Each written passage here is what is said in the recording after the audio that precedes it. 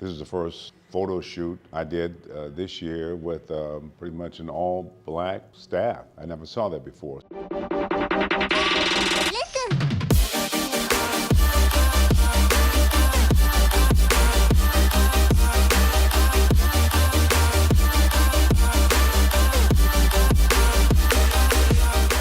Hi, I'm Ernie Hudson, and this is my Turn Gentleman's cover shoot with the quintessential gentleman.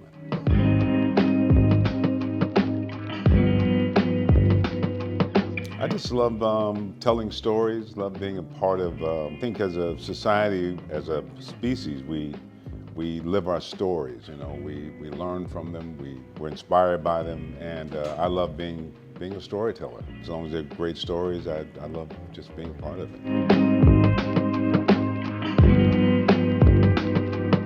Well, it's stayed the same in the sense that it's still, like most things in America, just driven by money.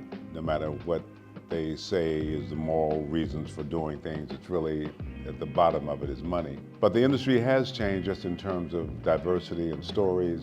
I'm very happy for that. If you go back even 20 years, I couldn't have imagined the amount of diversity I'm seeing in front of and behind camera. This is the first photo shoot I did this year with pretty much an all-black staff. I never saw that before. So it's changed in a lot of ways. It's much more inclusive. Hopefully we'll start telling more stories. You know, it has the promise of, not just in terms of this country, but in terms of the world. I mean, there's so many stories that need to be told and told through the eyes of the people who experience them. So it definitely has changed, and definitely changed for the better.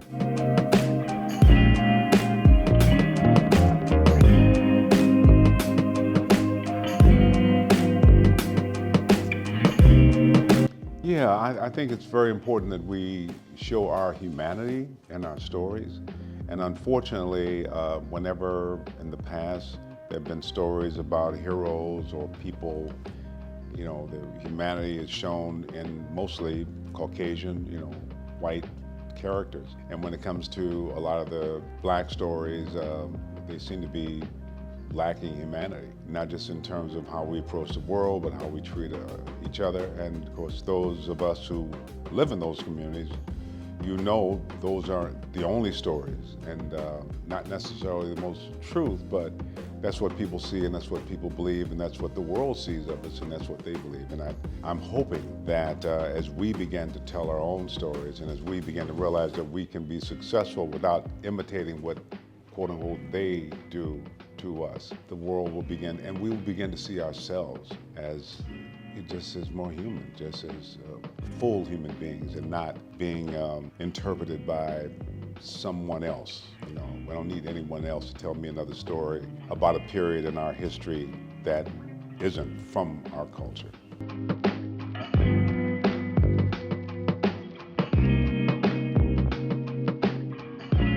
Well, anytime the story is well written, you have to dig a little deep into, you know, the craft. Unfortunately, most of the things that I've been asked to do, they weren't that deep.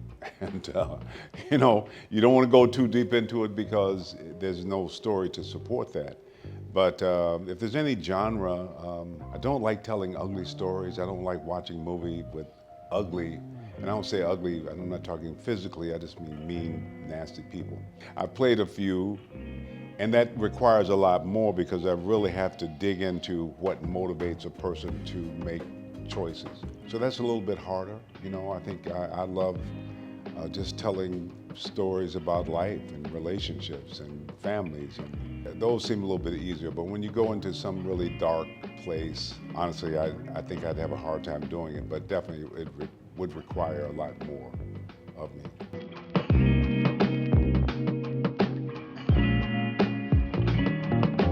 No, I don't think anyone knows. We make movies, you hope people like them, and if they like them enough for it to be #1 in the box office, that's pretty amazing. The extraordinary thing about Ghostbusters is after 40 years, people are still wearing the jumpsuits and they're still singing the song, and that's really very, very special. And I'm so thankful to have been a part of it, to be a part of it. But yeah, I don't think none of us knew that we'd be talking about Ghostbusters 40 years later.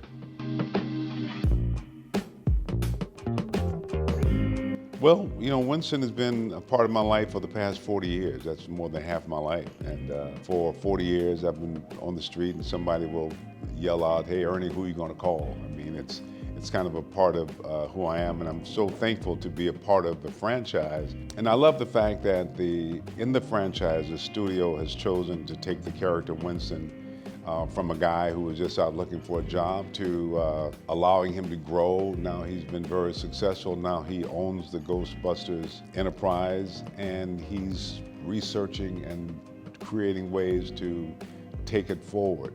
So for me, it's just great to see the character not only get older, but to really grow, to mature, to be an example of what's possible.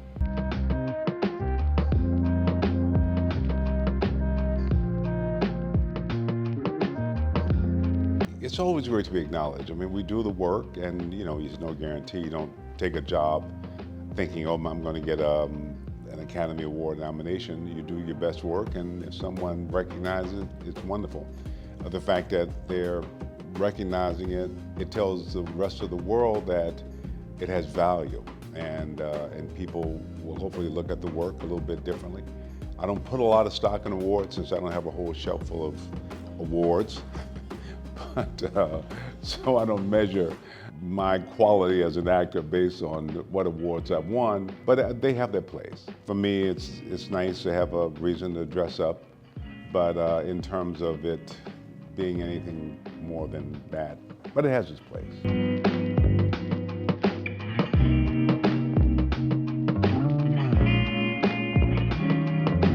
Yeah, all of them. Anybody with a great story, who likes my work. I don't audition for parts anymore. I stopped doing that a long time ago. I feel like I'm begging for work, and I'm not. But yeah, I'm very happy. And I will say, the African-American community we're an interesting group, and we don't always honor our own, sometimes acknowledge. And it's very hard to sort of understand. Most of the work I've done, certainly over the years, has not been with African-American filmmakers, not for lack of warning. It's almost like the kid who can't figure out how come the girl doesn't like him or something. I'm like, oh, well, I'm over here. So at any rate, but I think some wonderful filmmakers I love to work, and I'd love to be a part of that. And I do a show now called The Family Business on BET+. It's a lot of fun. It's with Carl Weber, who's African-American and writer, creator of the story. But yeah, I'm very happy, and I'd love to work with people who are good at what they do.